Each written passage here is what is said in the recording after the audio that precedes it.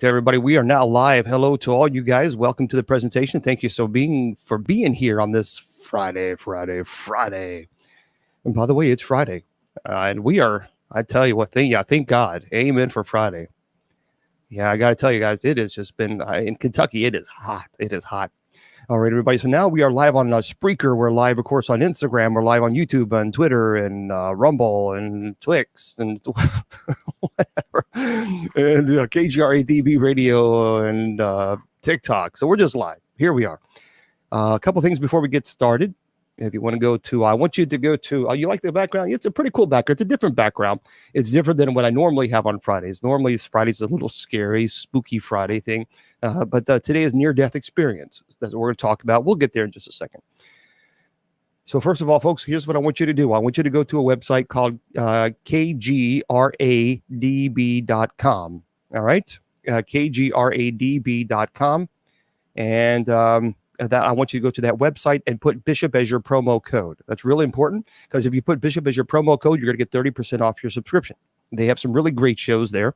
So make sure, again, kgradb.com. And put Bishop. Don't forget Bishop as your promo code. Also, if you want to go to my website, simple, bishopjameslong.com. There it is, bishopjameslong.com. And by the way, I do have the online classes are there for you. So the online, the demonology, angelology, paranormal studies, and genealogy, those are for now free. Those are now free. So if you want to go, all you got to do is go to bishopjameslong.com. Click on the class link. If you click on that class, it'll take you right there to the website. And it's real simple. Now, of course, if you want to donate to the USOCC, that would be wonderful.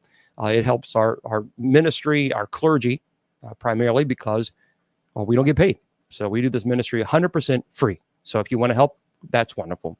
If you want to make a donation, that's beautiful. So you can go again, I'll go on the class link and you'll see it's all there. That's what it is. Yeah, that should be a Bishop's Gang. There you go.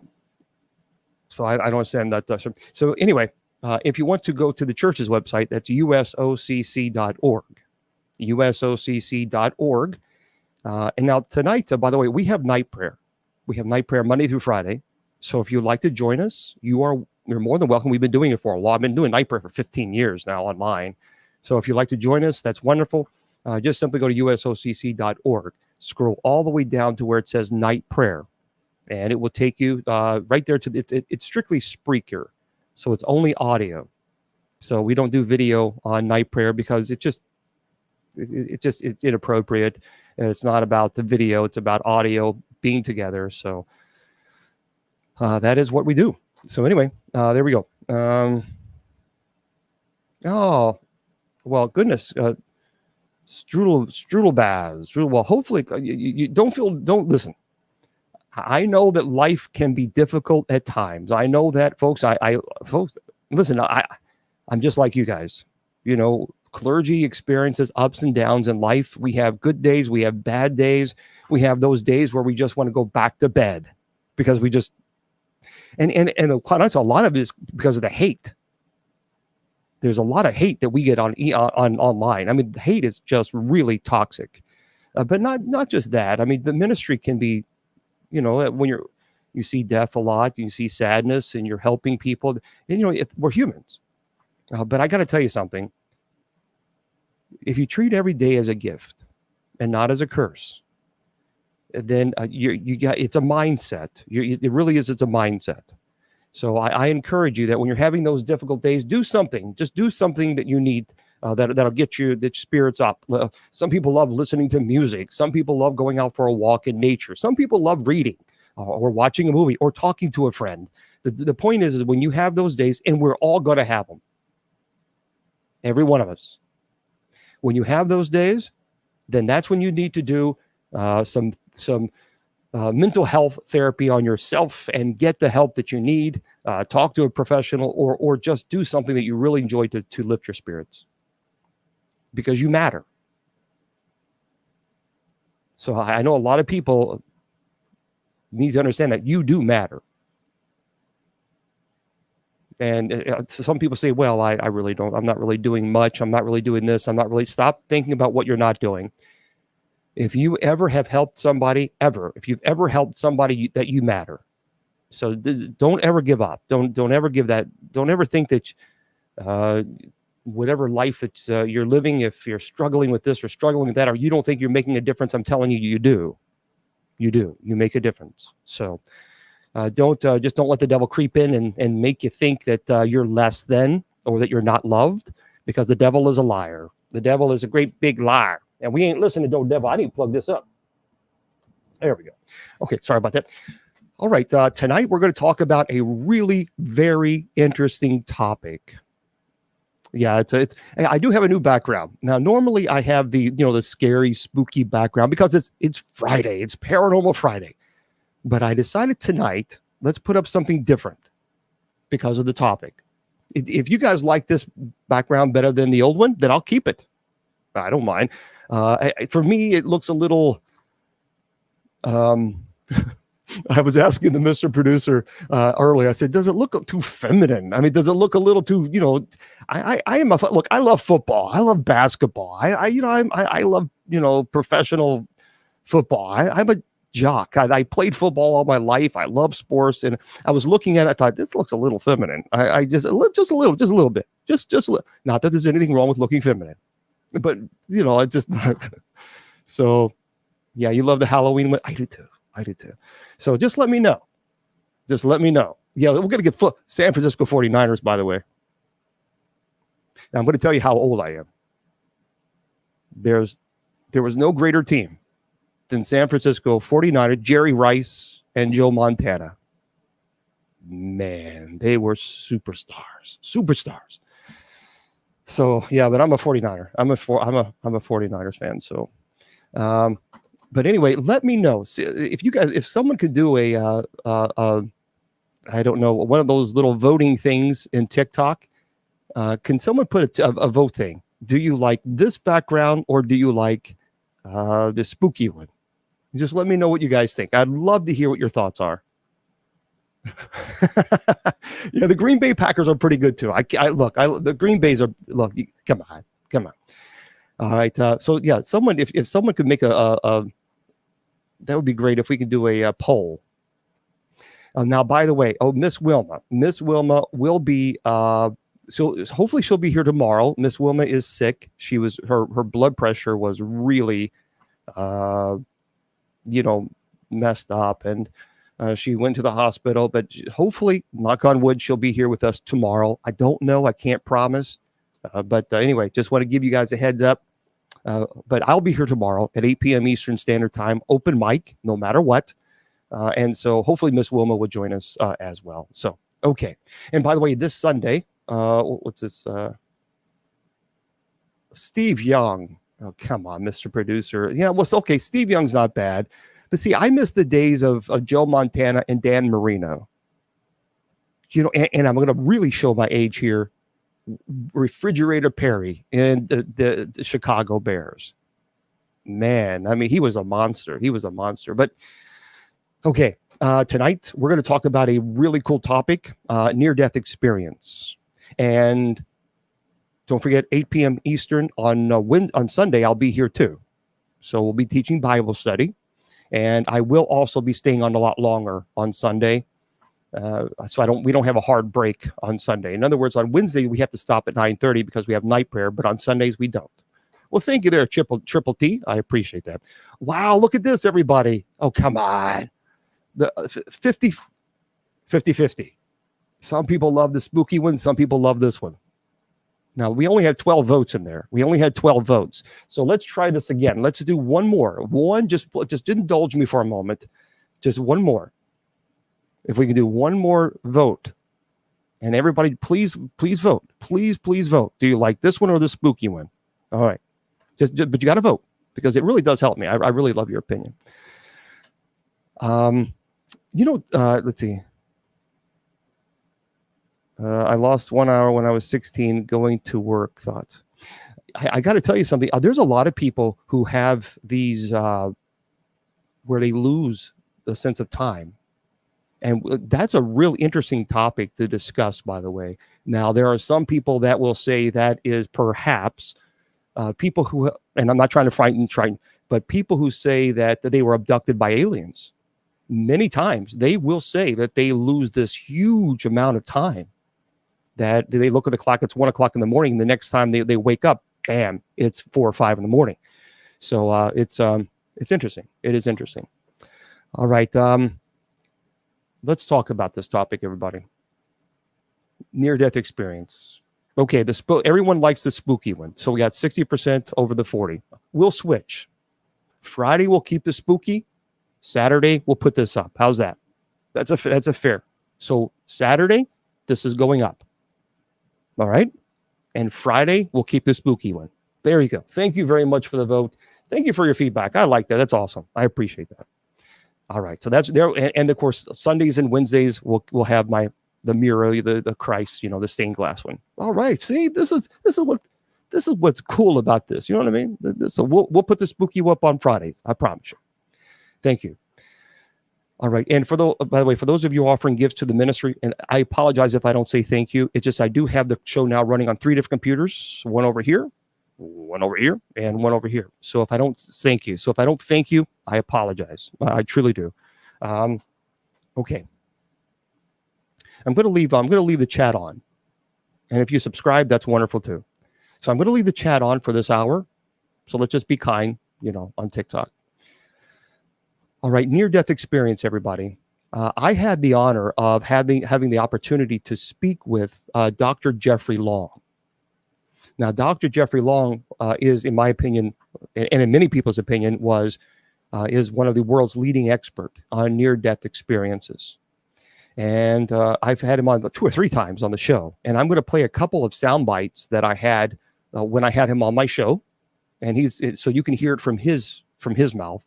And I think you're going to really enjoy what he has to say, what he really has to say. So let's do this now. The question that I ask, of course, is what is an NDE?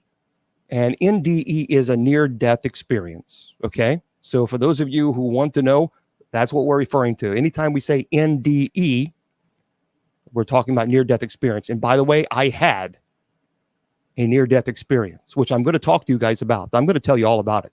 For those of you who've never heard this, I'm telling you, you need to stick around. Because I always had a strong faith in God and definitely a strong faith in the afterlife. But I got to tell you something, when I had my own NDE, all it did is it validated what I already knew. And I'll talk about that a little bit later. So yeah. So again, if I don't say hello to you guys, it's not because I'm ignoring you. It's just I have a lot of chat rooms open right now. So I asked Dr. Long, what is an NDE? What is it? And this is what he said. First of all, well, actually, if I can, turn it off. There we go. Sorry about that. My bad. I have to turn this on so you guys can hear it. Come on. Oh, come on. I don't you hate it when the darn thing says it can't connect? It was connecting just fine. I think it's my sister playing my sister Shannon playing games. God love her. Shannon, All right, let's see if it works. If it doesn't, I'll just bring the phone up and you guys will hear it that way. But I'd rather play it over here instead. Nope, not going to do it. Okay. Fine. No, this is not a live show. No problem. No problem, technology. Connected to. Okay, well, why didn't you say it a minute ago there? Thank you. Yeah. That's right. Thank you there, Miss Judy Ann. Let me do this right now. See, I've been so rushed today. I have an announcement to make, and Judy Ann just reminded me. Let me find it, because you guys are you're going to want to know about this one. The Gates of Hell documentary is complete. It is done. And I'm going to try to find it so that I can open it up for everybody. There it is right there. So let me do this. I hope I don't delete it. Option. hold on, everybody. I've got to try to figure out how I can, because it was unshareable. So now I've got to figure out how to do this. So details. There it is, unlisted. No, let's make it public. There we are. And sure, sounds good. All right, now, so the Gates of Hell documentary is done. And I'm going to change it right now so it can be shared for everybody so that everybody can see it. And share. There we go. And save. Why did you keep changing it to unlisted? TikTok. Visibility. Public. Done. Save. There it is. Now, there we go. There it is. So here's what you need to do. You need to go to my website, bishopjameslong.com. bishopjameslong.com. I'll get to near-death experience eventually. But bishopjameslong.com, scroll down to where it says Bishop Long's official YouTube account. If you click that, and there it is. Right there, you'll see Gates of Hell documentary. It's about 41 minutes, almost 42 minutes long. I truly appreciate, by the way, Miss Judy Ann helping me with that. So I appreciate that. Was very kind of her that she did. And Judy Ann served as a fantastic executive producer. So thank you there, Miss Judy Ann. So take a look. Watch it afterwards. Yeah, just go to bishopjameslong.com. I mean, don't go now. just don't go now. Just you have something to watch later. But bishopjameslong.com, and then you will see where it says Gates of Hell documentary. And I would love your feedback. Be nice. I'm not a, come on. I do the best I can with the limited knowledge that I have. So, but I would love your feedback. Okay. Yeah. Stay with us. Don't leave. It's there for you. It's there for you. Okay. It is on YouTube. Yep.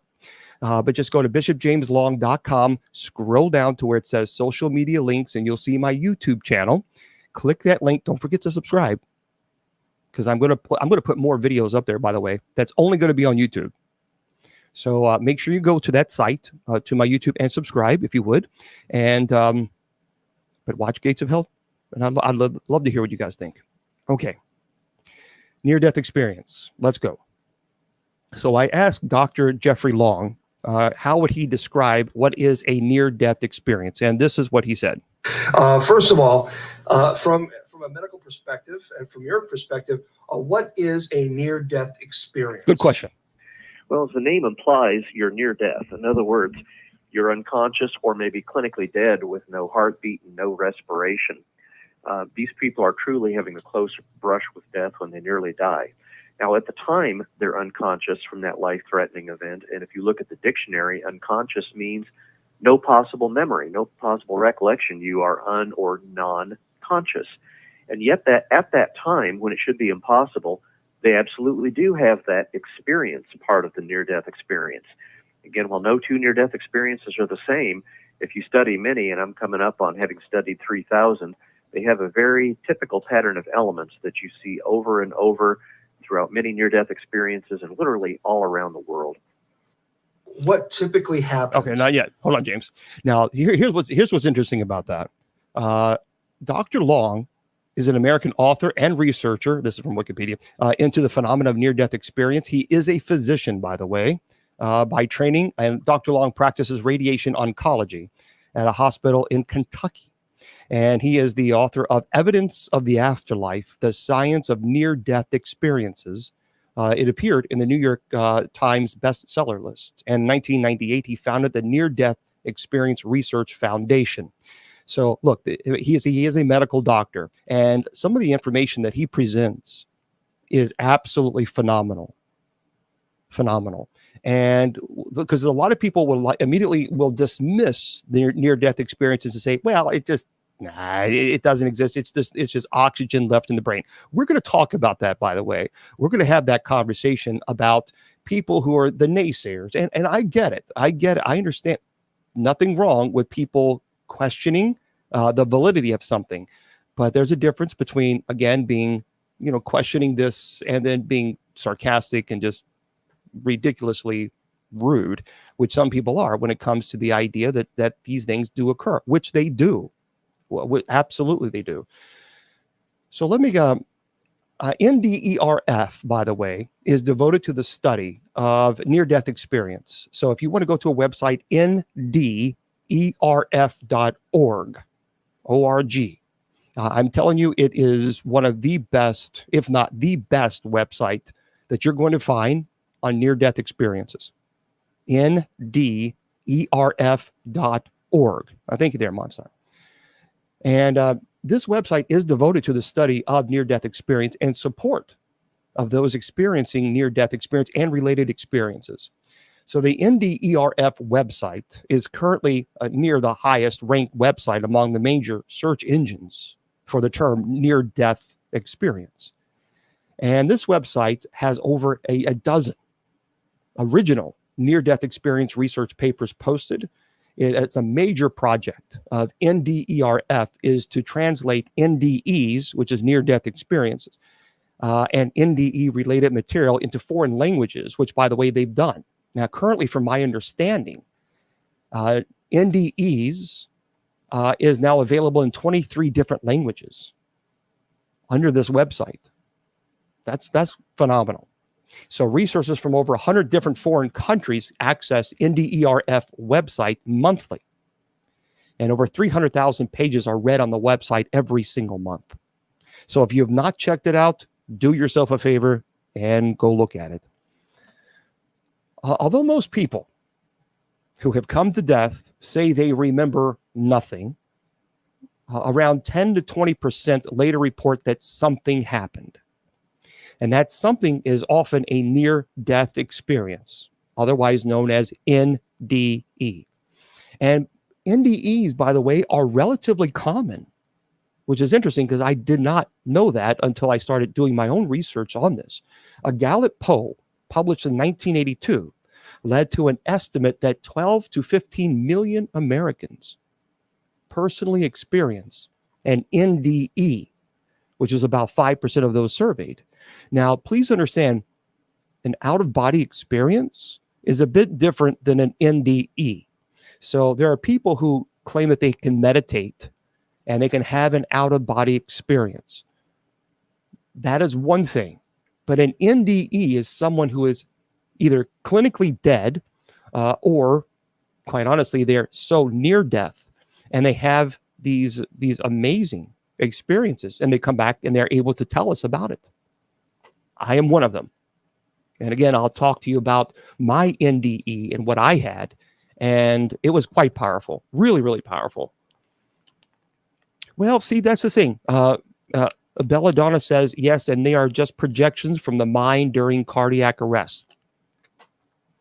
That I before I had my own personal NDE, and before I began to study it several years ago, I would kind of agree with you. But now that I've done my own study and I've talked to Dr. Jeffrey Long, who is a world-leading expert and a medical doctor, I now have a different perspective on it. And perhaps maybe you will too. But let me give you this presentation. I'll answer questions in just a second. But let me just give you this presentation, and then we'll talk about it and see what you think about this. Because here's the deal: death is something that affects all of us. So it directly relates to you just as much as it relates to me, where we all have that moment, that time where we're all going to breathe our last breath.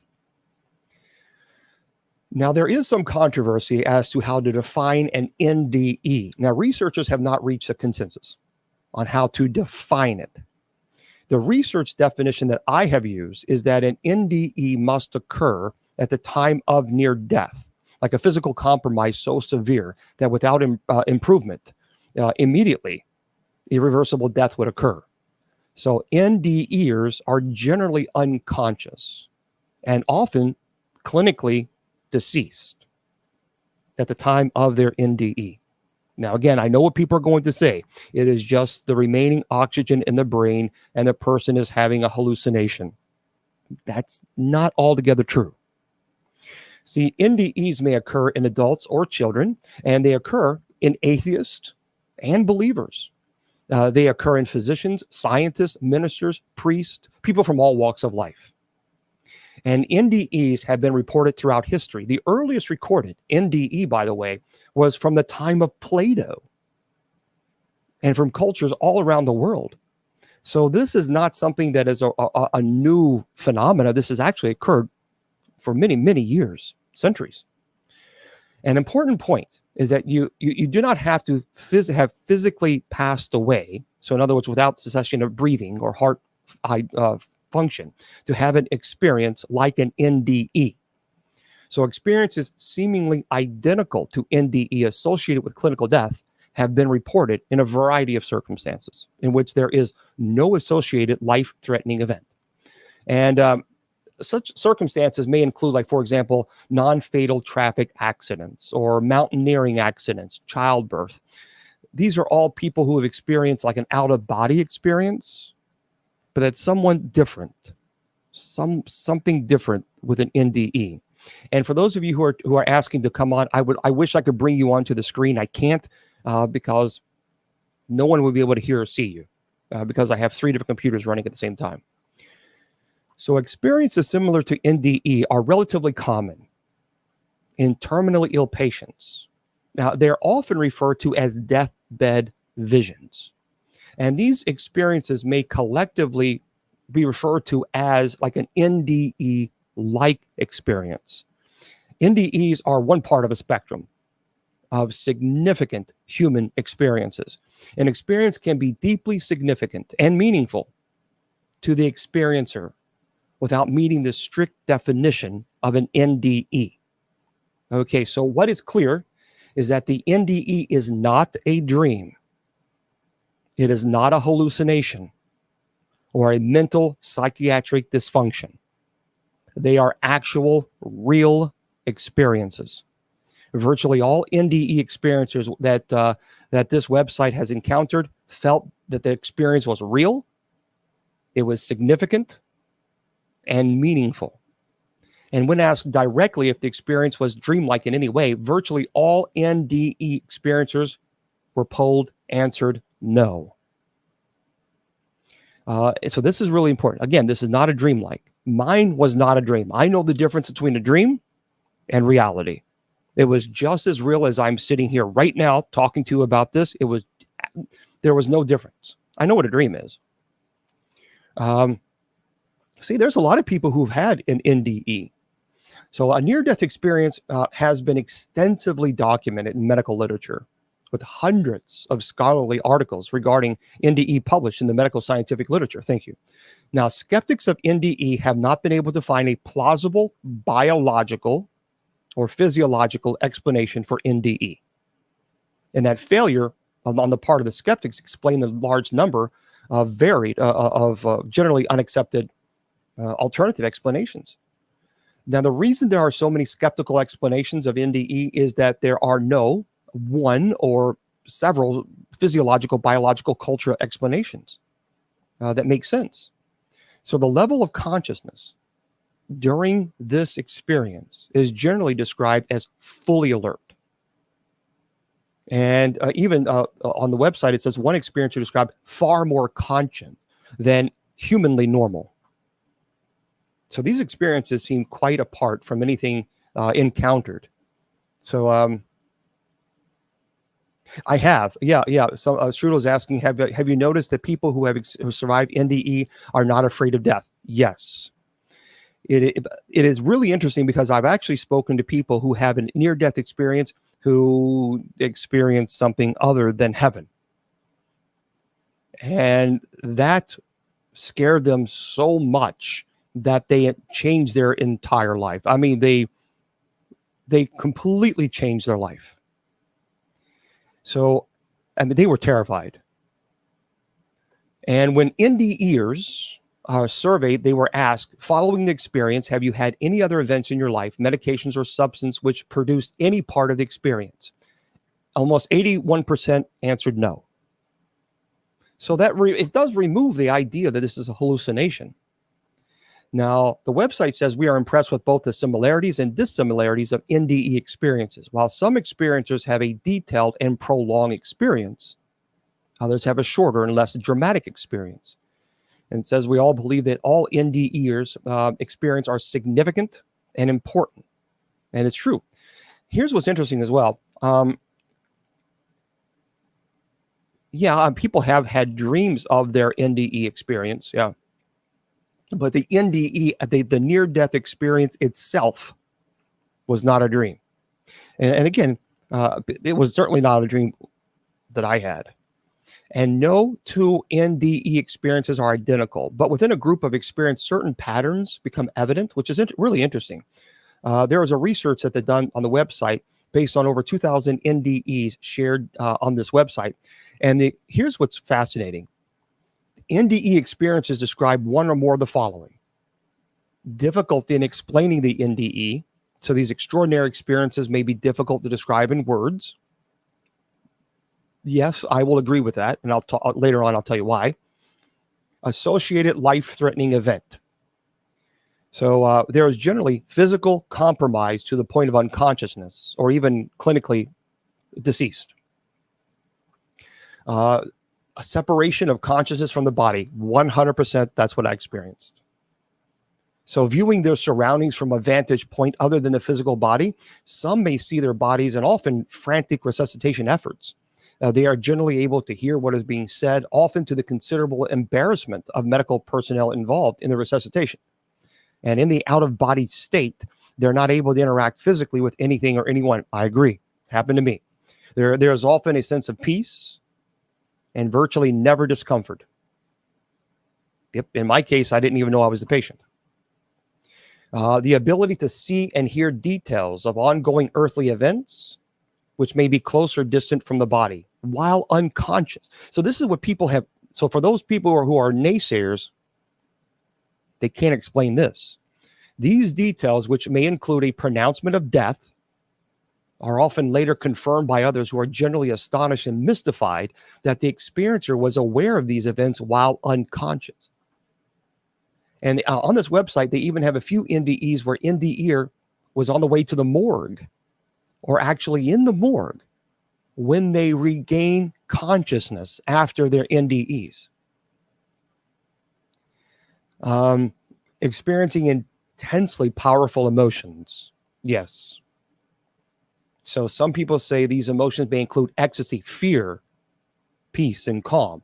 Most NDEs are associated with very pleasant emotions, but there are about 5%, according to this website, are frightening. And it should be noted that positive life changes are usually associated with these things. Hearing distinctive sounds, that occurred to me as well.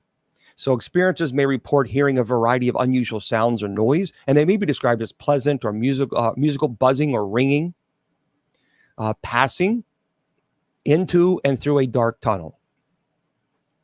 Sort of in mind, but not fully. A lot of people will say the tunnel is variable to describe regarding its apparent size. And what's interesting is that I have claustrophobic. I hate tight squeeze places. But people who are also claustrophobic, they never really talk about how they felt claustrophobic in this tunnel.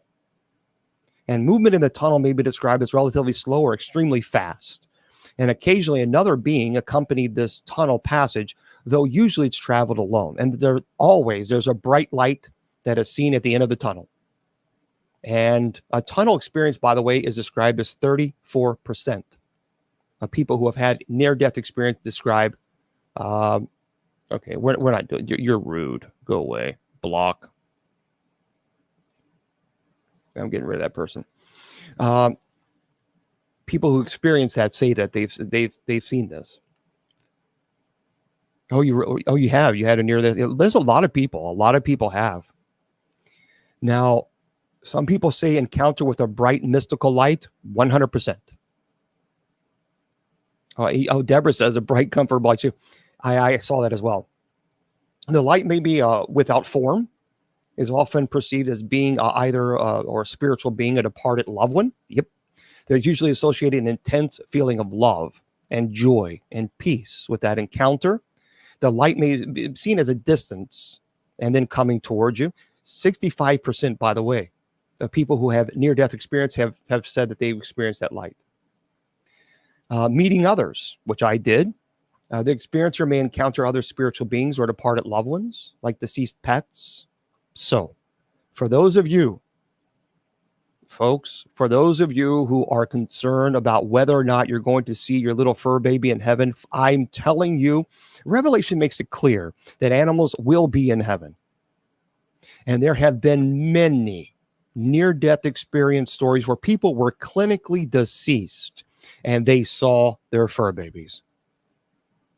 This happens quite often. Matter of fact, deceased pets have been encountered. The encounter with others is generally described as joyous and loving.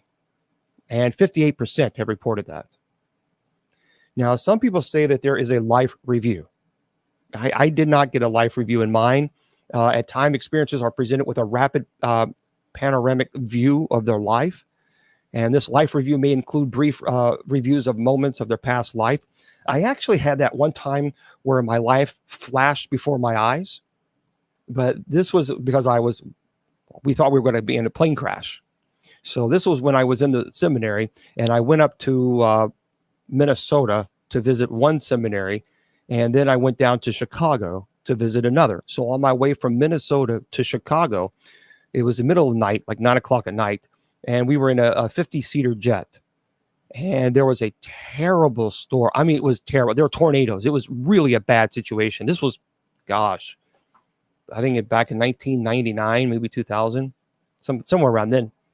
And we were flying, and the lightning was so bad and all around us that it was like 3 o'clock in the afternoon because it lit up the entire sky. And there was a loud pop in the plane, and the emergency lights on the road came on, and it was just silent.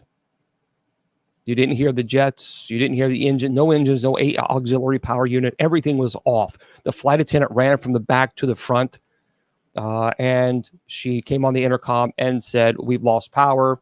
Prepare for our landing, a hard landing, the crash landing. Heads down, stay down. Heads down, stay down." They kept screaming, and I looked over to the right, and I saw the trees and houses, and they were probably maybe 50 feet. Maybe, and I thought we're not even close to the airport. Not even close. We're going to crash, and because we had no power, and it was very fast. I could see myself as a baby all the way to really fast, and I said, "Okay, Father, I'm ready to come home."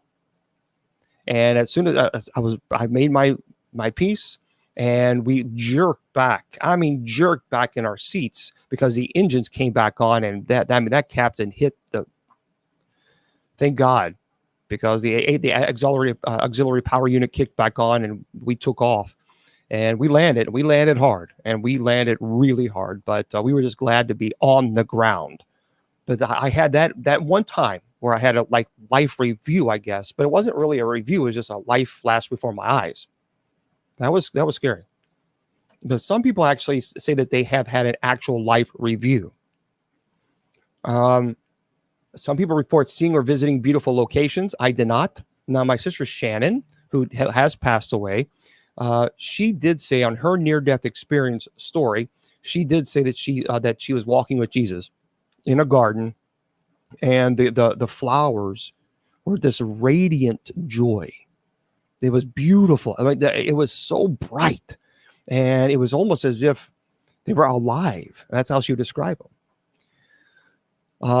There's also a sense of knowing universal order and purpose. Some people say that, or reaching a boundary, like you can't go any further. So either a loved one says, "Hey, you got to go back," or Jesus says you have to go back. Some people report awareness of future life events. I did not. Some people report a decision to return. Okay, do you want to go back or do you want to stay? Now, what's interesting is, for those of you who don't know, Annalise McKell, or otherwise Emily Rose, the exes of Emily Rose, many people believe that she had a near-death experience when she was near death. She was 80 pounds, by the way, when she passed away. It was terrible what they did to her. And so, and she was asked, do you want to stay or do you want to leave? And she chose to stay. So that was not in my situation. Returning to the body, that did occur to me. Some people say special gifts, like meaning that you have, some people say you have the gift of psychics and mediumship, etc. Changes of attitudes and beliefs.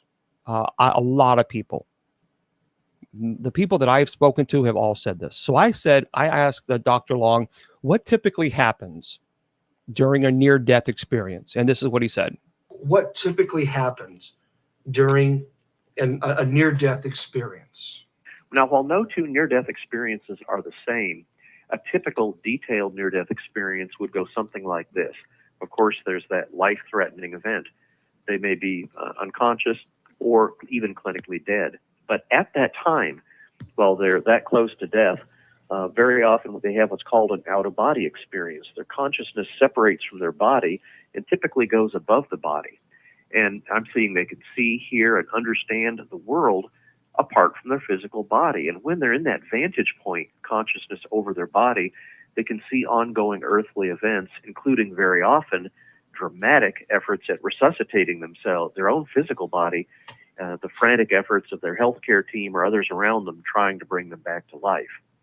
Following that, these people that have near-death experiences may go into or through a tunnel, which is variably described. At the other end of the tunnel, there's often a brilliant light. While the light has some variability in how it's described, it never hurts the eyes or is harmful to look at. In fact, one near-death experiencer said it was like 1,000,000 times 1,000,000 suns, but that didn't hurt the eye. A strikingly common thing observed during near-death experiences is overwhelmingly powerful positive emotions, feelings of love, connectedness, peace.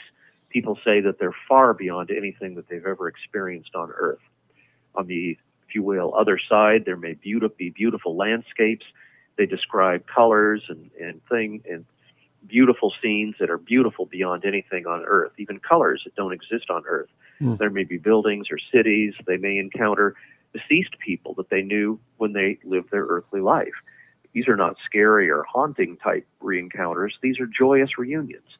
There's often a great deal of communication and sharing, and if that person who died was in poor health or very debilitated before they die, almost always in the near-death experience, they're picture-perfect health.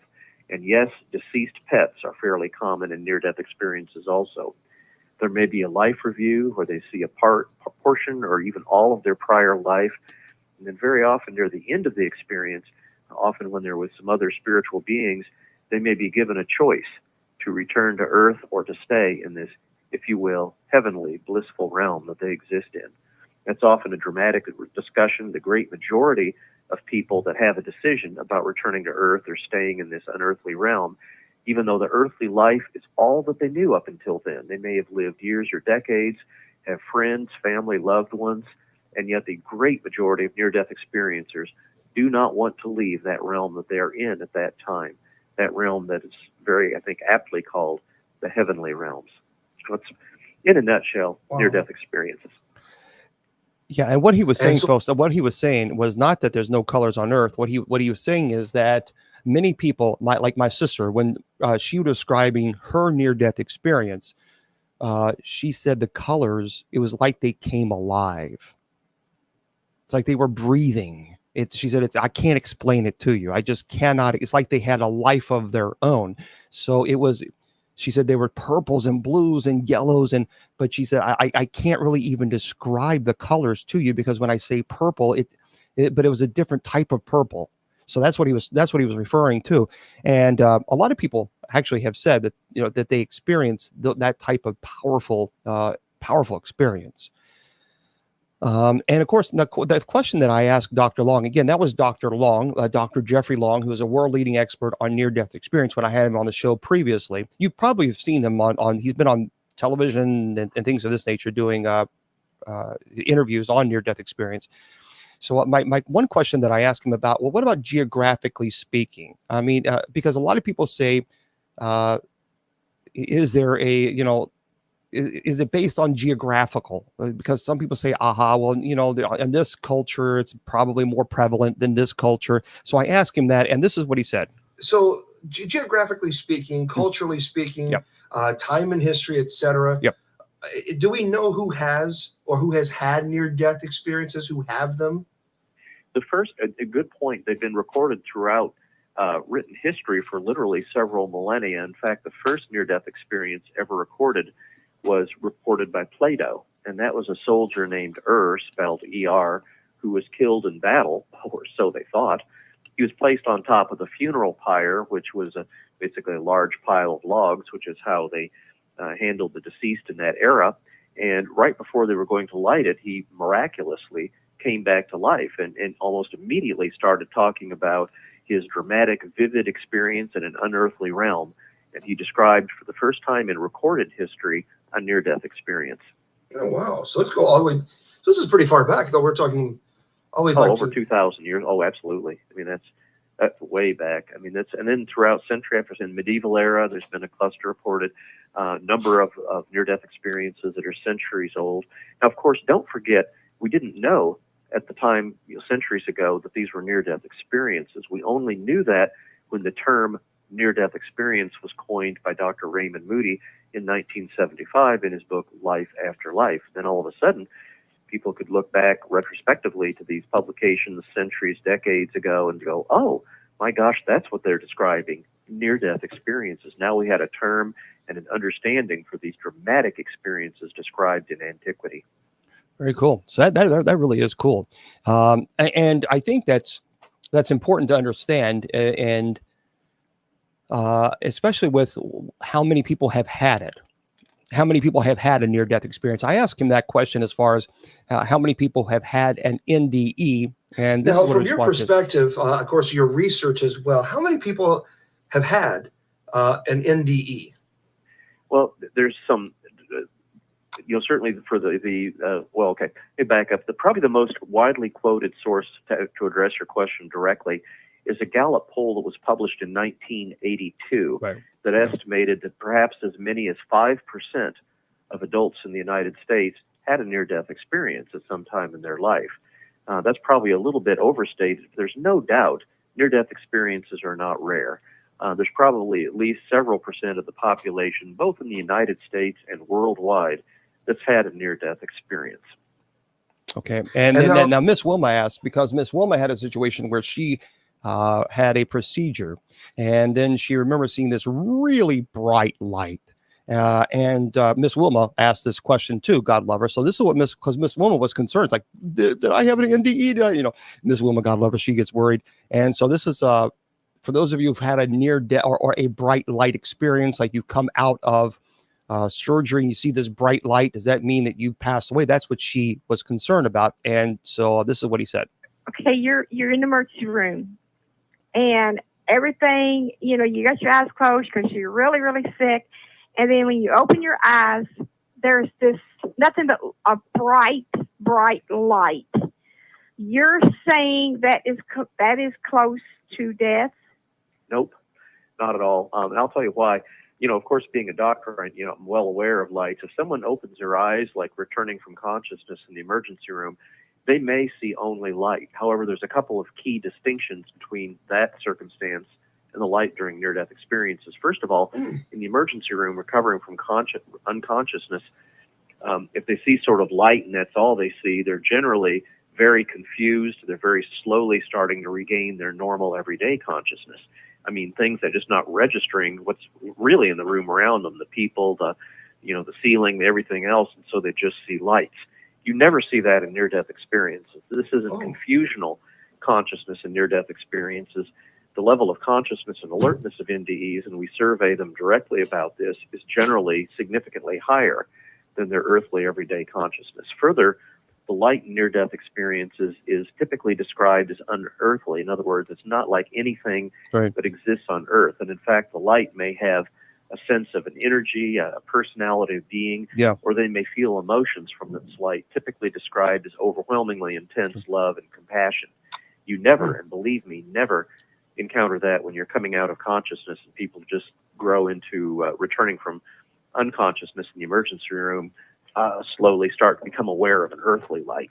That's a terrific question. That really is a really terrific question, because a lot of people and correct me if I'm wrong, Dr. Long, but a lot of people, when they talk about their near-death experience and seeing this light actually takes on a personality. It actually takes on an emotion of like complete and total love, like you're being embraced. Yeah. Almost like the emotion is so overwhelming and warmth that it's what I have read is it's like being on the sunniest, most wonderful day in just everything just illuminating around you, and it's all total overwhelming peace and love, not confusion.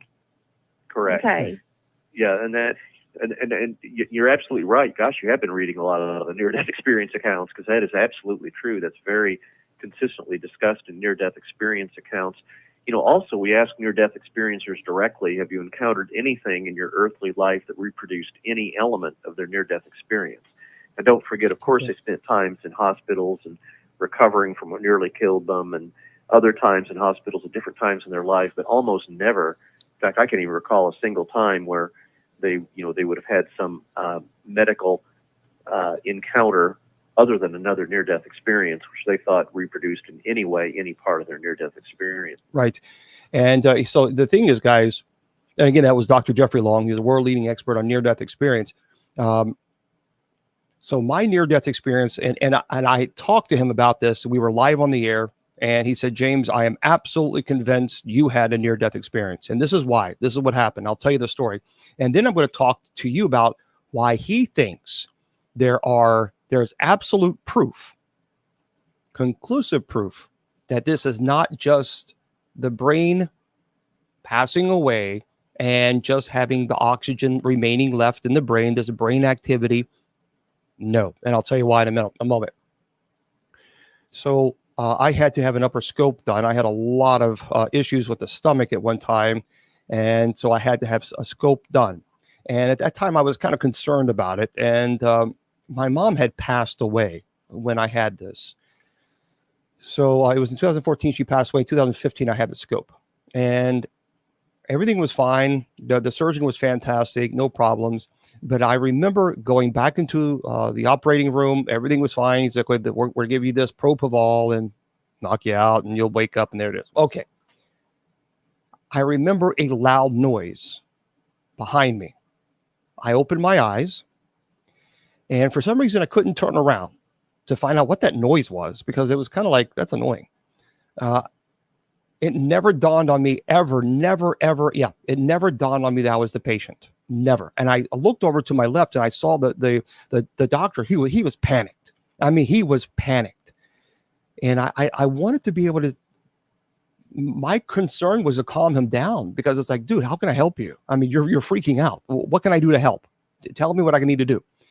But I couldn't communicate with him. I could not, I just couldn't do it. And I wanted to be able to help, because he was so stressed. And again, it never dawned on me that I was the patient, ever.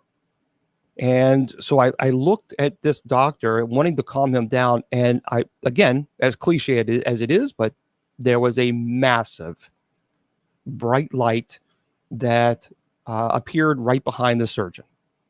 And but it was so, I mean, it wasn't an evil light or blind. It was bright, very bright. And I saw a silhouette come right behind him, and it was a woman.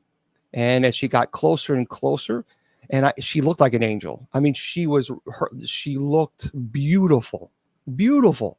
I mean, and her face was radiating. I mean, she was everything about her was just radiating. It was light, bright. I mean, just everything, and joy.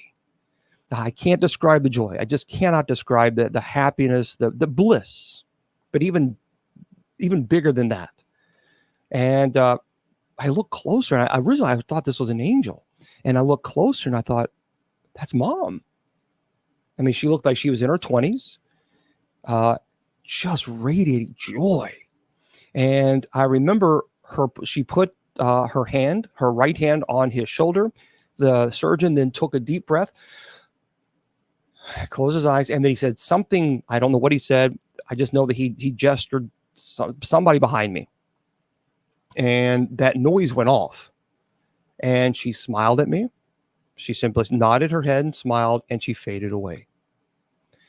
Now, when I finally came to in consciousness, when I was alert, my sister Jennifer was there, and I was like, Jennifer, I saw mom. I saw her. And she was like, we know you saw mom. You were screaming you saw mom all the way from the operating room to the recovery room. We heard you. You wouldn't stop. You were screaming it. Now, I have no memory of that, obviously, because I was still under anesthesia. But I was telling her, I saw her. And I explained to her everything that happened. And what was odd is when they were taking me down to leave, the operating room nurse was there. And I thought, that's really strange. Why are you wheeling me down in a wheelchair? You're the operating room nurse. I mean, they have porters for this. And she's like, sir, I'm required to walk you down. And so I told her in the elevator, said, I know something happened. Something happened. I saw my mom. And she said, I can't talk to you about that. You have to speak to your surgeon. That was it. But I thought that was very odd that she took me down. So I talked to Dr. Long about this. And so this is what he said. A couple things. He said, first of all, there is a 0% chance of dreaming under propofol. Science, for those of you who always love science and say, well, it's science. Well, science says 0% chance. You cannot dream in propofol. You don't go into REM, which is rapid eye movement. And that is according to Dr. Long as well. So science says, for those of you who love science, you can't dream. Doesn't happen, 0% chance. And he said also, because you were still under anesthesia, there's no way you could have faked that because you were still not fully aware of your faculties or what you were doing, what you were already doing. So you could not have faked going from the operating room to the recovery room screaming that you saw your mom and saying, well, I'm just going to make this up and lie. And he said, you couldn't have done it. You're still on a propofol. And also, my mom worked in cardiology. So he thinks that there was some type of cardiac event. And when she placed her hand on his shoulder and he took that breath, that was her way of kind of helping him. And by the way, he said that loud noise that you heard, that was the anesthesiologist machine going off. When you flatline, the anesthesiologist machine goes off and it makes a really, really loud noise to alert people, to alert the doctors. And he said that is exactly what happened. See, he said there's no question in my mind you had a near-death experience. Now, look, people, again, so we've already clarified you can't dream on propofol, 0% chance. I know the difference between a dream and reality. I'm not ignorant. I think most of us do know the difference between a dream. Even the real vivid dreams, I still know the difference. So one time I had a really vivid dream that I won the lottery. Woohoo! And then I woke up. But I do know, I can still, years after the dream, I can still say, yep, that was a dream. I got to do this little puzzle here on TikTok. There we go. And I think, by the way, Instagram, it may cut us off. If it does, I'll start Instagram right back up. So after an hour, sometimes it cuts us off. If it does, I'll come right back on. So just bear with me on that. What I experienced was not a dream. And if it wasn't, well, first of all, you can't dream on propofol. So I can't even say, and if it was a dream, I would tell you it's a dream. I can't even say that because you can't dream. But I do know that when I came back from the recovery room and I was screaming, I saw mom, Jennifer's like, the whole world knows you. I mean, I was apparently screaming it at the top of my, and I was kept over. I saw mom. That 100%, I saw mom. I saw her without question. And it was unbelievably powerful. It was, but the joy, the joy that was on her face I just cannot, there's no way to describe it. And, but I know I know that I did see my mom, and Jennifer and everybody else knows that I saw my mom. It was a powerful experience. It was a powerful experience. So people who want to say, well, you can't have it. You can't have it. It's all just the mind. It's all just the brain, dying, and you have oxygen remaining left in the brain. That is a big no way. Because even if you're going to argue this, I could not have faked that from going to the operating room to the recovery room. But listen to this. Dr. Long, he says there are 9 lines of evidence that actually show, without question, that near-death experience is valid. Let me tell you what they are. The book is Evidence of the Afterlife, the Science of Near-Death Experiences. So number 1, the first, a crystal clear consciousness. Yes. He said the level of consciousness and alertness during the NDE is usually even greater than that experience in everyday life, even though the NDEs generally occur when a person is unconscious or clinically dead. And this high level of consciousness, while physically unconscious, is medically inexplicable. And additionally, the elements in NDEs generally follow the same consistent and logical order in all age groups around the world, by the way, which refutes the possibility that NDEs have any relation to dream or hallucinations. Because if it was just a dream or hallucination, then they wouldn't have a common denominator. And they do. Secondly, the realistic out-of-body experience. So OBE, out-of-body experience, are one of the most common elements of NDEs. What NDEs see and hear on earthly events in the out-of-body state is almost always realistic.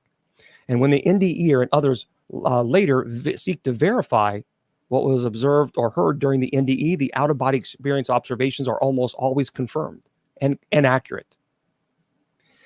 Even if the OBE observations during the NDE included events far from the physical body. For example, for those of you who are going to say it's all just the brain dying, it's no big deal, then explain this. There have been cases, Dr. Jeffrey Long reported this, where someone clinically passed away, clinically died on the operating room.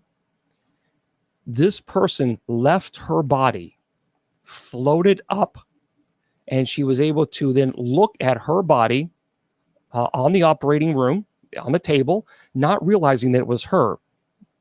But here is what you can't explain for those of you who are going to say it doesn't exist. On top of the really bright light that they have in the operating room are like serial numbers on the very top of it. She was able to remember those numbers. Now, this is on the top, so you can't see it when you're laying down and you're looking up. This is on top of it on the other side of the light. When she came back to unconsciousness, she was able to tell the nurse, write this down, and she told them the serial number that was on top of that light. So for all those of you who are saying this is just the brain dying away, incorrect. That doesn't explain it. Does not explain it. And by the way, that was verified. Dr. Jeffrey Long verified that case. He validated it because he checked into it. He went to find out if it was true. Now, which that's unbelievable. There have also been cases where people were clinically deceased.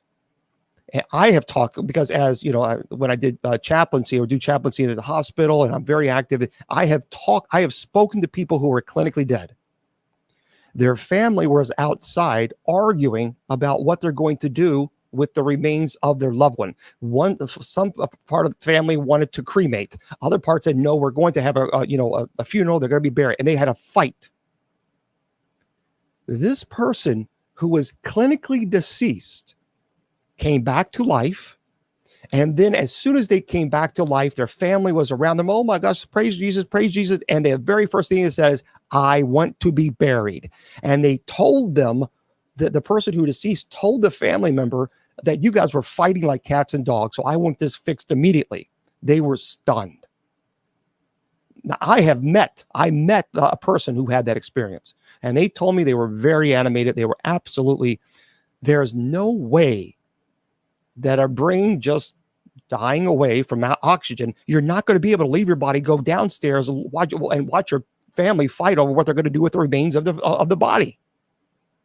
You can't explain it. See? So that is unbelievable. That's powerful. So this fact alone, by the way, rules out the possibility that near-death experiences are related to any known brain functioning or sensory awareness. It also refutes the possibility that NDEs are unrealistic fragments of memory of the brain. So that's what some people say. Well, it's just your brain, redoing. Nope. Heightened sense. Yeah, there's a good movie at that. Heightened senses. Not only are heightened senses reported by most who have experienced NDEs, mine was, normal or supernormal vision has occurred in those who significantly impaired vision. There was a case in Dr. Long's website. There was a person who was born blind, total blindness since birth, and they had an NDE. And when they came back, they were able to explain the colors that they saw. That cup was blue. That thing was red. This thing over here was green. This thing was yellow. That is medically inexplicable. You can't just, for those people, again, that's powerful. Heightened senses, we talked about. My allergies are killing me right now. Excuse me. Now, consciousness during anesthesia. So many NDEs occur while under general anesthesia at a time when consciousness experience is impossible. So some skeptics claim that these NDEs may be the result of too little anesthesia. But this ignores the fact that some NDEs result from anesthesia overdose. And additionally, the description of NDE differs greatly from that of one who experiences anesthetic awareness. So in other words, the content of NDEs that occur under general anesthesia is essentially indistinguishable from NDEs that did not occur under general anesthesia. A perfect playback. So life reviews in near-death experience include real events that previously took place in the lives of those having the experience. Family reunions. That occurs sometimes. And during an NDE, the people encountered are virtually always deceased and are usually relatives of the person having this experience. And sometimes they are even relatives who died before the NDE was even born. Children's experiences. The near-death experience of children, including very young kids who are too young to have developed concepts of death and religion, near-death experiences are essentially identical to those of other children and adults. So that, by the way, this refutes the possibility that the content of NDE is produced by pre-existing beliefs or even cultural conditioning. And the number 8, worldwide consistency. So near-death experiences appear remarkably consistent around the world and across many different religions and cultures. And NDEs from non-Western countries are incredibly similar to those that occur in people in Western countries. And then, of course, after effects. It is common for people to experience major life changes after having near-death experiences. And these after effects are often powerful, lasting, life-enhancing, and the changes generally follow a consistent pattern. It really is. It's really unbelievably powerful. And when you break things down like this, it's just kind of like, my goodness gracious. But there's a lot of people who have had these experiences. I encourage you, if you want to learn more about this, go to nderf.org. So let me give you a couple of cases. There's a couple of cases that I saw that I wanted to share with you. This is an NDE website. I'm trying to find the name of the website. Can't find it, but I always like to give credit. Yeah, it's a website, but it's copyright 1995 PMH Atwater. So here's the deal. An example of out-of-body component of the near-death experience is the case of Jasmine. Jasmine of Hull, Georgia. She passed away on the operating table during surgery in the late 1979. She said, I must say that this experience was quite unsettling, to say the least. I was floating over my body. I could see and hear everything that was being said and done. I left the room for a short while and then returned to where my body lay. I knew why I passed away. It was because I couldn't breathe. And there was a tube down my throat, and the medical staff did not have an oxygen mask on my nose. I'd also been given too much anesthetic. She said, in my out-of-body state, I am using my mind to try and make my right arm and hand move. My arms are extended parallel of my physical body. I want my right and hand to move, anything to move. I was trying to pull the tube out of my mouth. I looked down at my face and tears were streaming, and one of the nurses blotted the tears from my face, but she didn't notice my breathing had stopped, nor did she see me next to her. She said, at this point, I'm trying really hard to make my physical arm move, but it's like my whole body is made of lead. Wow, that is... She said, I could see my spirit standing before me. My spirit was so beautifully perfect, dressed in a white gown that was loose, free-flowing, and below the knee. There's a case of Robin Michelle of Texas City, Texas. Says there was this overwhelming sense of love. Experiences often encounter in the light. Her near-death experience episode took place in a hospital when she was between 1 and 2 months of age, both prematurely and with hyaline membrane disease. She was not expected to live. She said, my first visual memory was looking forward and seeing a brilliant, bright light, almost like looking directly at the sun. That's awfully young. I can't, to me now that's kind of crazy to have that type of memory. He says also that I found that both adults and children occasionally reported being greeted on the other side by animals. But it is the children who described an animal heaven. Some see even insisting that they must go through it before they can reach the heaven where people are. Several years before his passing, Bryce Bond, a famous New York City media personality turned parapsychologist, shared with me the story of what happened to him when he once collapsed after a violent allergic reaction to pine nuts, was rushed to the hospital. So he remembers suddenly passing through a long tunnel toward a brilliant light. Says, I hear a bark, and racing toward me is a dog I once had, a black poodle named Peppy. When I see him, I feel an emotional floodgate open. Tears fill my eyes. He jumps into my arms, licking my face, and as I hold him, he is real, more real than I've ever experienced him. He says, I can smell him, feel him, hear his breathing, sense his great joy at being with me again.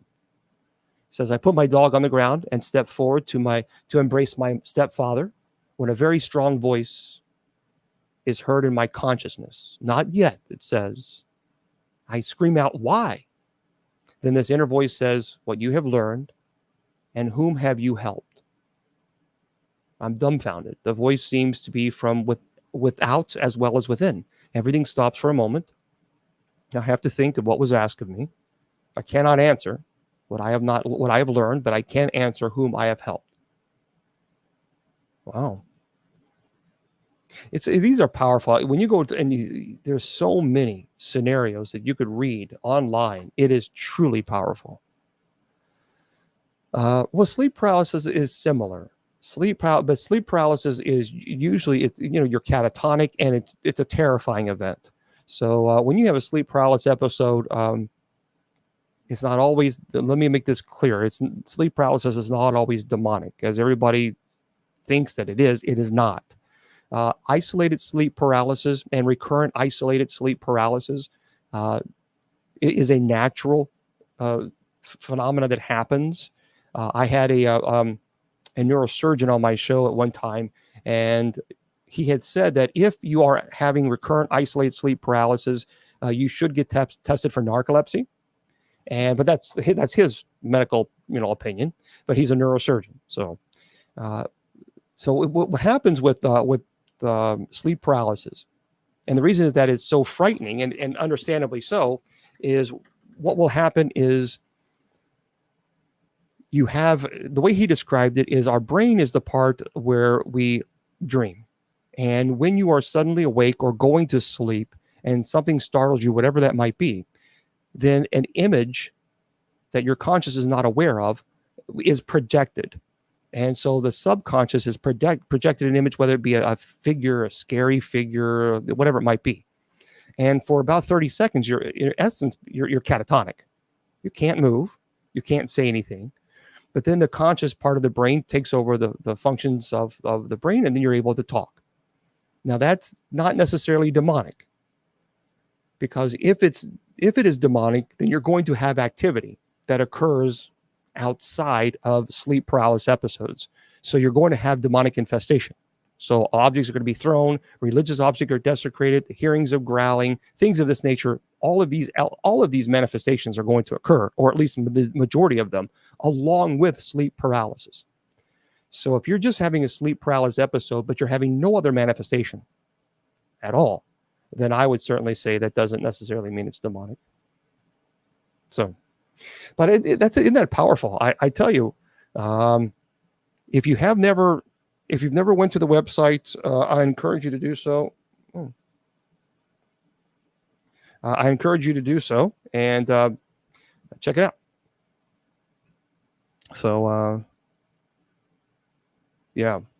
From cut off Instagram. Thank you for discussing this. God bless you. Oh, absolutely, absolutely. And well, so far it's keeping us on there, so I think we might be able to stay on Instagram because it hasn't cut us off yet, and we've been past the 1 hour mark, so I think we're good on Instagram.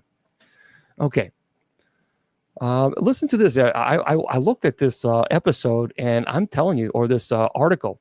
This is really interesting. Hey, I talked about this before about Bigfoot. So we're going from sleep paralysis right to Bigfoot. But hey, this is where we have our conversation. So for those of you, let me end sleep paralysis episode. For those of you who are frightened, you don't need to be. You don't need to be scared of death at all. You just don't need to be. I'm telling you, I give you my word. The experience that I had on my near-death experience, it was unbelievable, and it was powerful. It was a moment that I'll never forget ever, and I wanted to tell as many people as I possibly can about it because a lot of people are afraid of death, and you don't have to be. It is a truly, it is natural. You are what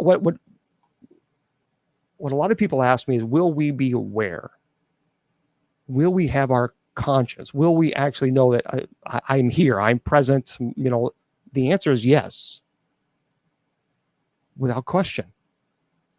Because I knew who I was when I saw my mom. And when I saw my mom, I knew who she was. So yes, absolutely, you will 100%, you will have your consciousness. There's some stories. Listen to this. Yeah, there's several. Our loved ones who have passed visit us in our dreams. I do believe that our loved ones can visit us. Yeah. It can be rewatched on my YouTube channel or on KGRADB radio. If you want to go to kgradb.com and or my Facebook. So yeah, you can watch this. Yeah, absolutely.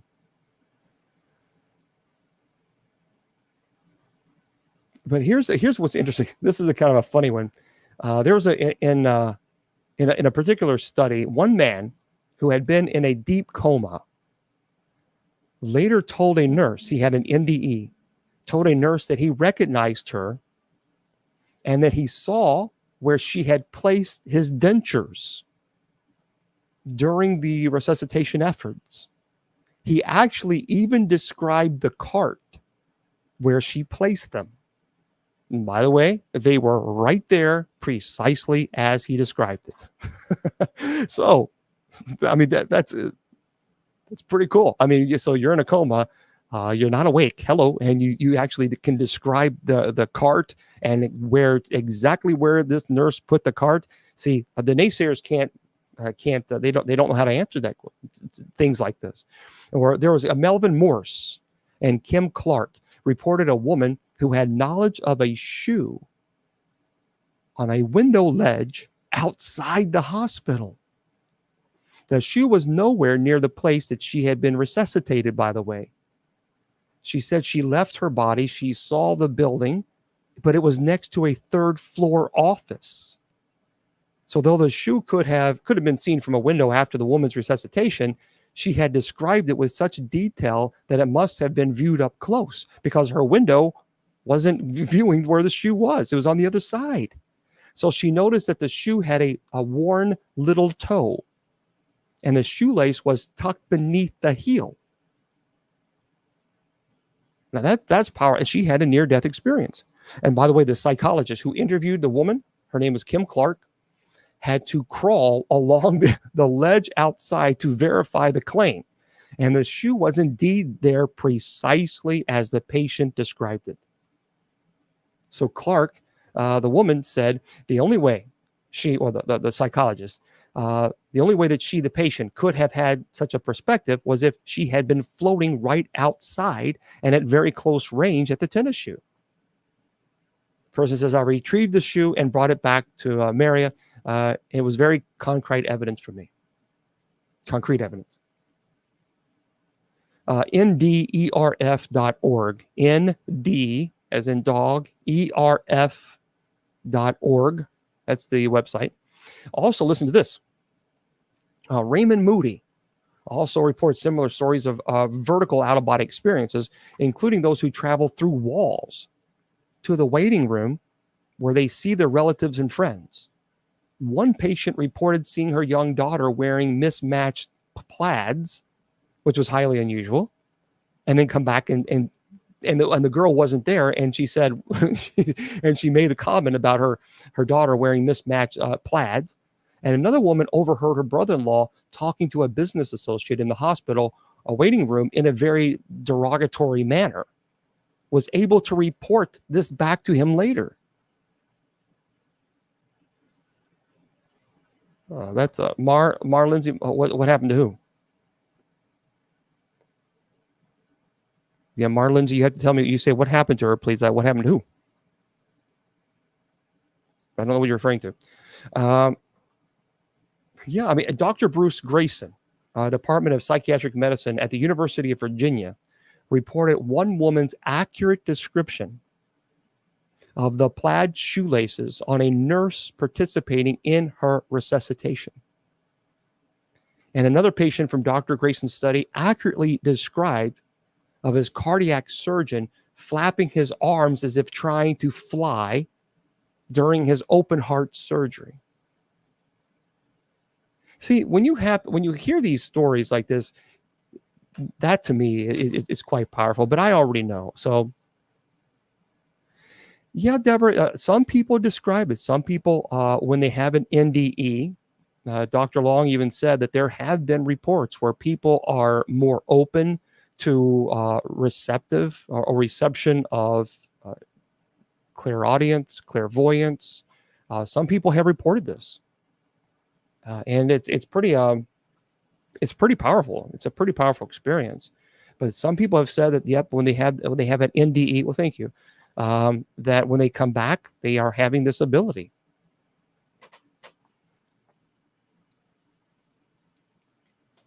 So I don't know. It's a powerful. But by the way, I was going to say this. Kentucky. Yep. Yeah, Shannon passed away. My sister passed away. Yeah, is that what you're referring to?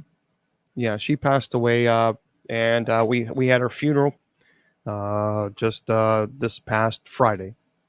And so, yep, last Friday, actually.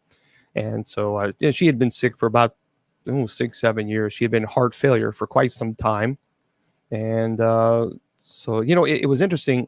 My sister Shannon, I remember she just kept telling me, she had, by the way, she had a near-death experience, and she described it. And she said, Jesus asked her quite one, made one statement: "You've never done anything out of malice." And he said, "It's not your time, not your time." But she described the flowers that he walked in the garden, and there was flowers, the beautiful, the purple, the colors. But here, what's really interesting is that Shannon, my nephew, he's a young man, and he just graduated from high school, and that Shannon had been in heart failure for some time. And I remember she kept telling me, if I could just make it until he graduated from high school. If I could just make it until he graduates from high school. What was interesting, thank you there, Jennifer, thank you. he had contact, my nephew had contacted me, Caleb, which is Shannon's son. And he said, look, I've been trying to get a hold of Shannon, my mom, for past 3 days. I just graduated and I can't get a hold of her. So I said, all right, we need to call the police. And we need to do a well check on, make sure, what's going on. And the police got there. And in fact, she had passed, and she had recently passed. So what was really powerful about that is that she kept saying, if I could, I just want to stay until he graduates. I just want to stay until he graduates. He had just graduated and she passed. So, yeah. So, you can go, if you want to go to the church's website, usocc.org, and that's all the information is there for you. So if you want to check out that on the website. Yeah, it's powerful. Oh, by the way, she described everything to me in detail. By the way, folks, let me just say something really, really quick. We do not get paid as clergy. So we are having a retreat coming up at next year. It's not coming up, but it's in April of next year. And so we have 2 clergy members, Father Sean and Father Mark, who are coming in from different states, and they have to fly in. So if you would, we would appreciate that. That would be very, very kind of you. If you would please consider going to usocc.org, usocc.org. That is the website for the church. And there is a little button there that says retreat. And if you click on that, it will take you to their little information. And if you would like to make a donation, that would be great. But I mean, it's quite expensive for them to fly in. And we have some consecrations next year, and we want them to be present. We want them to, and we don't want the retreat to be financially burdened to anyone. So if you can, please go to that website and help out. We would appreciate that. Again, usocc.org. And as I mentioned, we are not paid. So this ministry that I'm doing, it's 100% free. No stipend, no retirement. It's 100% free. And so if you can help, that would be wonderful. We would appreciate that. So, yeah. Well, yeah, he was wearing white. So again, if you can, that's wonderful. That's fantastic. Again, usocc.org. Click on the retreat button, and you'll see Father Sean and Father Mark's information, and they would appreciate that, and so would I. We definitely want them there. So thank you. Someone was asking about Sheol, and what is Sheol versus Gehenna? Well, Sheol is a word that is in Jewish tradition. And that refers to like the general abode of the dead. But it was not necessarily a place of punishment. So that's one thing that's important to understand. Now, Gehenna is used to solely describe a place of punishment to the wicked. Gehenna, by the way, even Jesus describes Gehenna. Gehenna, it was like a little valley where it was right next to Golgotha. Golgotha is where, obviously Christ was crucified. And what they did is often they would take the bodies from the crucifixion and they would launch them into this valley, Gehenna, and they would then burn the bodies. And so the stench was quite terrible. And so this is one of the reasons why Jesus refers to hell as like Gehenna, because of this, they could understand it. It was dirty, it was filthy, it was smelly, it was fire. And that's where the difference between the two. So Judaism had a development in its understanding of the afterlife. Now, originally, Sheol was believed to be a place where all the dead went. And in later periods of Judaism, developed the belief that in Sheol, the righteous and the wickedness they were separated. And we can see this in the Jesus in the parable about the rich man and Lazarus in Luke chapter 16, verse 19 through 31. And in early Jewish belief, it was actually it was thought it possible to pass from the side of the wicked to the side of the righteous through the intercession of Abraham. But by the time of Christ, Judaism generally believed that it was not possible to pass from Sheol to the other side to Sheol. So hopefully that, and then of course now there's a lot of confusion, especially in Greek. Because Greek would use the word Hades. is used in place of Sheol. And the modern person hears Hades and thinks hell. It's a place of eternal punishment. However, Hades is simply the Greek word that was used for Sheol, the abode of the dead. And so the concept of what it is exactly developed over time. Gehenna was a separate idea completely. Gehenna is not the same as Sheol or Hades at all. It's completely separate. It referred to only a place of punishment of the wicked. And it was never an abode of righteous souls. Okay. And so there we go.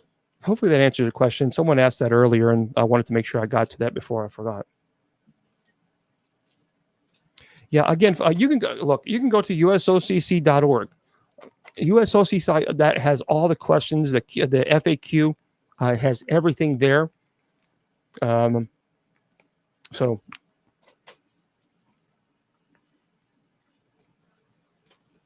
Frances Marie said,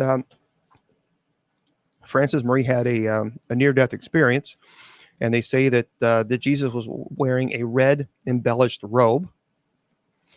They say he saw his red robe and threads embroidering were made from gold. The closest thing I could think it had symbols were similar to fleur de lis. Interesting. I had an interesting situation with I don't know if it was a near-death experience or not. I don't think it was a more an out-of-body experience. But when I was read the book of Genesis, I've been very sick in a hospital. How would you interpret? Oh, I would read the book. So someone says, I had a dream where God talked to me and asked me twice to read the book of Genesis. I've been very sick in and out of the hospital. How would you interpret the dream? I would read the book of Genesis. I think through discernment, I think whatever it is that if you're struggling with something, perhaps maybe you might have an aha moment, that you didn't think about before. So I would listen to the Spirit. I had a dream. I was a kid, and I don't know, maybe I was 14, 15 years old or so. But I was living. Of course, I love the basement. So I had the basement to my own because it was cooler. It was just nice and cool. But I knew I wanted to be a priest when I was 5 years old. So I've always known that. So I had a first communion cross that was on the wall. And I remember waking up. So I was in the dream, and I remember waking up in the dream. And I looked over to my right, and there by the bookcase, there looked like somebody was laying on the cot, like on a cot. And so I remember getting up. Now I was dreaming. This was the dream. So I got up and I walked over to this person that was lying on the cot. And to me, it looked like Jesus. But here's what's interesting. So he had a white robe, gold sandals. His face was very much like a shark, like the color of a grayish color. He had a crown of thorns on, and he was bleeding, but his hands were on his chest like this. I remember his nails being a little long, little lengthy, and I remember, and I saw the marks here.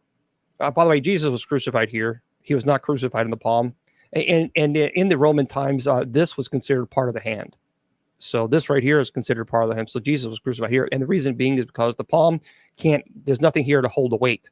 So there are two bones. And the Romans were quite efficient, if you will, and with the crucifixion. And he would be crucified here because there were two bones that would hold the upper part of the body. So I remember seeing the marks right here. And I went to hold his hand because it was Jesus, but it was eerie. And he opened his eyes. His eyes were bloodshot red. He just simply sat up. He looked at me and he said, "What the hell are you looking at?" And obviously I knew this was not Jesus. So my first instinct was to grab the cross, the crucifix on the wall, my first communion crucifix. I grabbed it, and I remember holding it up against him. And he stood up, gave me this smirk. With his left hand, he grabbed the cross, and his hand started bleeding, but the cross turned into like black ash, and then it fell on the ground. And he smirked. He looked at me and he said, "Is that supposed to hurt me? I died on this stupid thing." So I knew definitely, okay, this is not good. So I remember running upstairs, telling my mom. We called the parish priest. The parish priest came in like grease lightning, like within 2 seconds. And the priest was praying these prayers. And I remember this thing screaming in agony and pain, and him reaching his hand out. And in this dream, I felt terrible because this whatever it was in so much pain. And I felt sadness for this creature, even though clearly this creature was evil. I still felt sadness because it was in so much pain.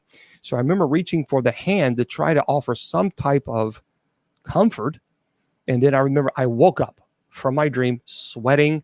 I could not breathe. I was literally up in the bed, and I was trying to catch my breath. So I was completely, this is not catatonic. So this will not be a sleep paralysis episode, because I was completely awake and I had full control of my functions. And I looked over to the right, and there was this creature, that Jesus figure, that was right there. And the blood was dripping and hitting the floor. And the crucifix that was on the wall was actually off the wall. And I still have the crucifix, and the feet, the thing where the feet were, was off. So I don't know. It's interesting. I'll never forget the dream. I'll never forget it. Now, I'm telling you that house was haunted. That house was haunted. And all my siblings will tell you that house was haunted, because it was. There's no ifs, ands, or buts about it. It was haunted. But it went away. Yeah, I mean, it went away. The stains were there, by the way. The stains were always there. The stains were always there. And so, yeah, it was, I'll certainly never forget that. I don't know if that is a dream that was a foreshadowing of what I do now as an exorcist. I don't know. Yeah. No, I knew I wanted to be a priest when I was 5 years old. So I remember going into kindergarten. The teacher, it was a Friday, asked what we wanted to be and all that other stuff. And so we were at church, and my mom said, I remember going into the church, and my mom said, "What did you do for school on Friday?" And I told her, and she said, "Well, what did you tell him?" And I pointed at the priest and said, "I want to do what he does." So I knew at a very early age that I wanted to be a priest, very early. And then at age 9, I remember reading books on demonology. Now, of course, I didn't really know 100% of what I was reading, obviously, but I just knew that I could not put the books down. And many times I was at the library, because the library, we had a branch, like a neighborhood branch library. I was at the library a lot, and even worked there at one time. So yeah, it was just one of those things I just loved to read on, and it became a passion, a deep, deep passion of mine that has never gone away. So even today, I still read books on demonology, angelology, and it's very difficult to find credible sources, not theologians, Oh gosh, it's been so long ago. I mean, even Thomas Aquinas and the Summa Theologica has a section on angels and demons. So I would encourage people to read that. Also, if you want A Hostage to the Devil by Malachi Martin, is a very good book as well. He was the chief exorcist of Rome, and then he left because he got married.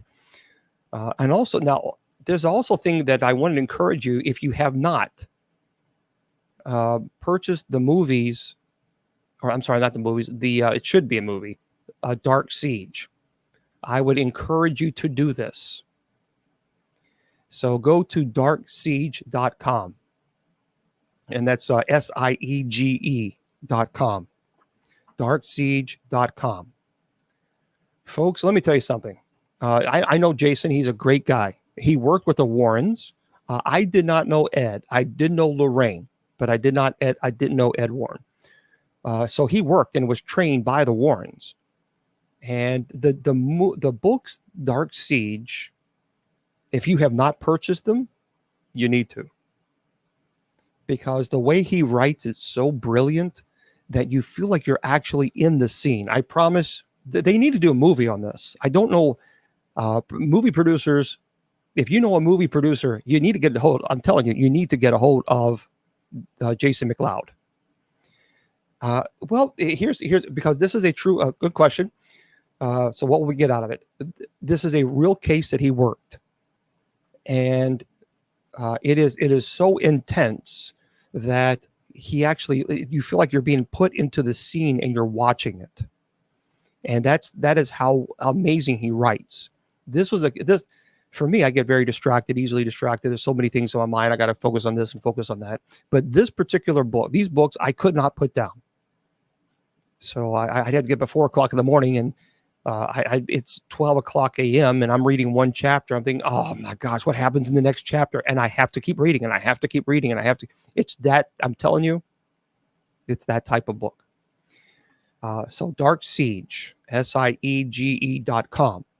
And I really like it because it doesn't. It's a case that he worked, and it was an intense case, very intense. Yeah. Skip to Grace said it's an excellent book series. It really is. And by the way, you do a beautiful job. I still have the Madonna, and that you. I'll have to do a duet on one of your things because you do a great job. Are they scary? Yeah, I mean, yeah, they're very good. I believe it is on audio, and either way. I think either way, but darksiege.com. Well, hello, Ireland. So I would love to, Susan, but I've never met Sam and Colby. But if they would like for me to bless them, I'll be happy to do so. But I've never met them. Well, any prayer before sleeping?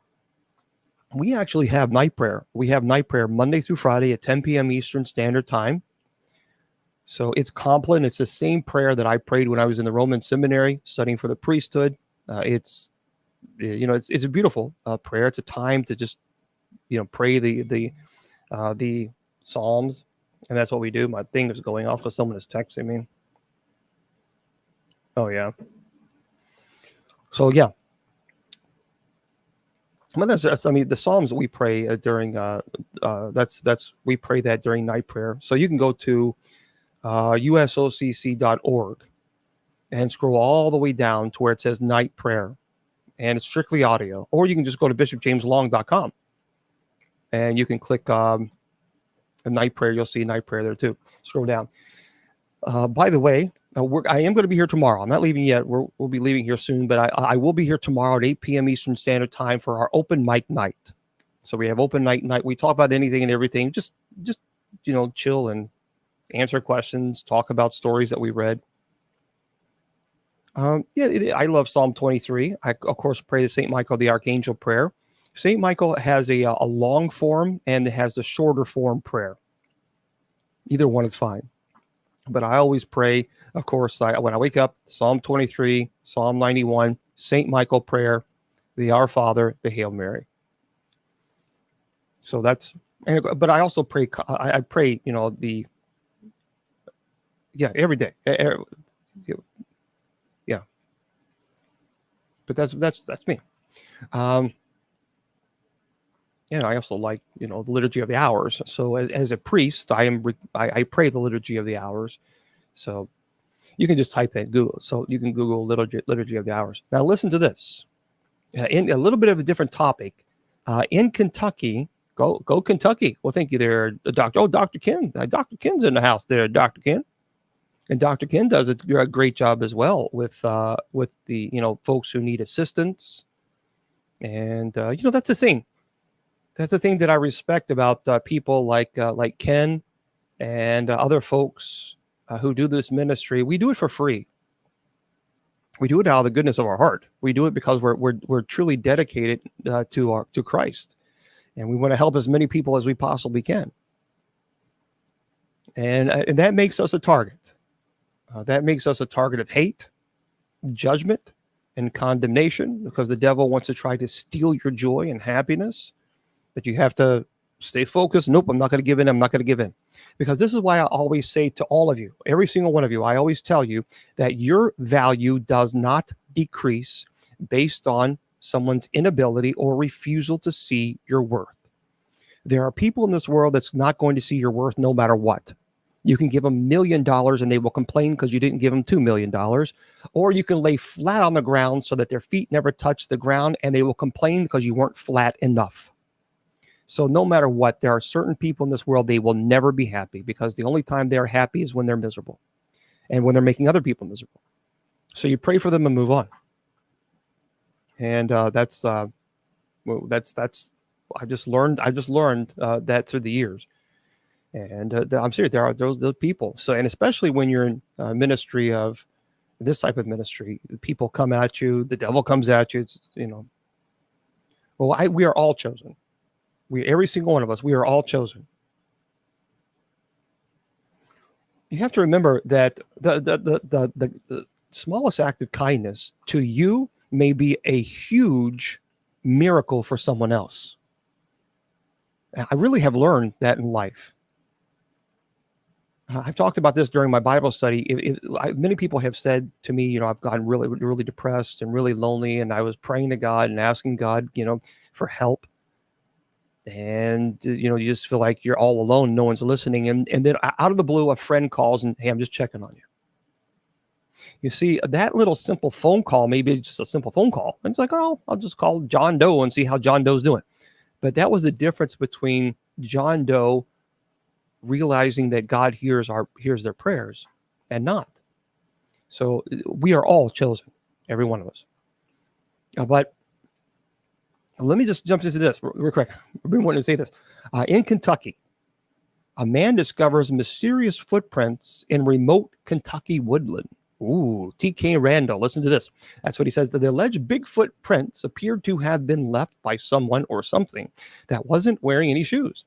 The large footprints, which were discovered by Aaron Thiel along a woodland track near Lexington, Kentucky, formed deep indentations in the mud and clearly showed all 5 toes.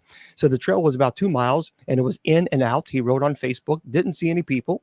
And I was coming out of the woods on the trail. I noticed a weird footprint that had toes, took a picture, kept walking, and then saw more fully formed humanoid footprints. He said, my boot is there for comparison. He says, and they were fresh with no water in them. It doesn't make sense to me. He says, I'm 300 pounds, size 12 boot, and I barely left an imprint in the ground comparing to the other print. Wow. So after posting photographs of the prints on social media, other users came forward to suggest that he may have found evidence of a juvenile Sasquatch. So, other people are accusing him of perpetrating a hoax. So I don't know. It's one of those things. Yeah, it's you can check it out. I don't know. They're pretty interesting. It's Aaron Thiel, Aaron Thiel. And it looks like it's a public group that he posted it in. Bigfoot Believers is the name of it. Bigfoot Believers, 200,000 members. And so some people saying it's fake, some people saying it's real. Wow. It does look pretty interesting. I mean, there are, I don't know. So take a look at it if you want to. I kind of believe that. I do believe there's something there. I don't know if it's a juvenile Sasquatch or not, but I do believe there's something there. There's too many people. There's too many people saying that they see these things. Too many people. But Bigfoot's pretty cool though, Carr. Bigfoot's a pretty cool topic. Look, I had one. I had a game warden on from Alaska, and he absolutely was convinced that he saw Bigfoot. Okay, Mr. Producer, he's absolutely convinced. Well, thank you, Dr. Duck, and I appreciate it. Okay, he's absolutely convinced that he saw Bigfoot. And he said, look, I'm in Alaska. I'm a native Alaskan. I grew up in the woods. He said, if I don't know the difference between a moose, a bear, and a bipedal creature, then I shouldn't be a game warden in Alaska. And he has a point. And he has nothing to gain and everything to lose by telling people he saw Bigfoot. But it is an interesting topic. Okay, I'm going to stick with TikTok for just a little bit longer. But for those of you who are on Facebook, YouTube, Twitter, Twitch, and Instagram, and KGRADB Radio, remember I tell you always that your value does not decrease based on someone's inability or refusal to see your worth. Remember, you're priceless. Don't let anybody tell you or convince you otherwise. Remember, I'm going to be here tomorrow at 8 p.m. Eastern Standard Time for Open Mic Night. God bless, and we'll see you then. Bye-bye. The Sacred Division has been brought to you by Bishop Long's online paranormal course. Learn demonology angelology, paranormal studies, and genealogy. It's 100% online, and you learn at your own pace. Please go to www.bishopjameslong.com and click on the Paranormal Course link.